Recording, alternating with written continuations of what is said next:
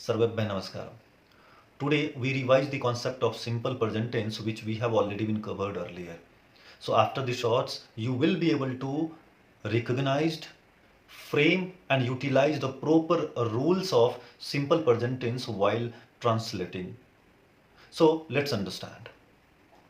So what we have seen is the structure of simple present tense is subject plus V1 oblique V5 plus objects. Now we need to understand where we should use V1 and where we should suppose to use V5. So I, we, they, you, to name plural subject के साथ जो है हम लोग V1 का प्रयोग करते हैं और he, she, it, one name singular subject के साथ जो है हम लोग V5 का प्रयोग करते हैं. एंड इसके जो पहचानने का नियम है वो कुछ हम लोग ऐसा देखे थे.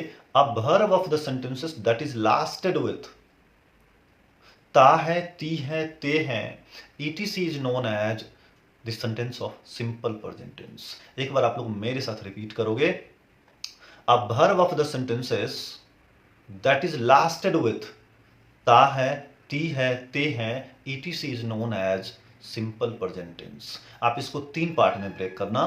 पहला part a verb of the sentences, दूसरा part is lasted with and तीसरा पार्ट नोन एज. अब एक बार मेरे साथ रिपीट करो. A verb of the sentences that is lasted with ता है, ती है, ते हैं, etc is known as the sentence of simple present tense. अब इसके कुछ एग्जांपल्स हम लोग देखते हैं.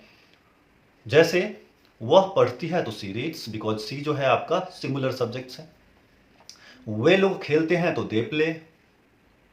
राम जाता है, वन नेम है, सिंगुलर सब्जेक्ट्स हैं, तो राम गोज. राम लिखता है तो राम राइट्स. तो इस तरह से आप कई सारे एग्जाम्पल बना सकते हैं अपने से. जैसे मानविक एक पत्र लिख रहे हैं, सॉरी ये प्रेजेंट कंटिन्यूअस का है. मानविक एक पत्र लिखता है तो मानविक राइट्स अ लेटर. तो इस तरह से अगर आप इस कॉन्सेप्ट्स को समझ ले तो आपके पास इसके जितने भी एग्जांपल्स आए आप उसको इजीली सॉल्व कर सकते हैं. और आप इसको याद रखने का बहुत सिंपल जो टेक्निक्स है वो कुछ ऐसा है कि प्रेम सदा दिल में रहता है, सामान्य वर्तमान उसे कहता है, प्रयास में श्रद्धा, इंग्लिश में सिद्धि, राधे राधे.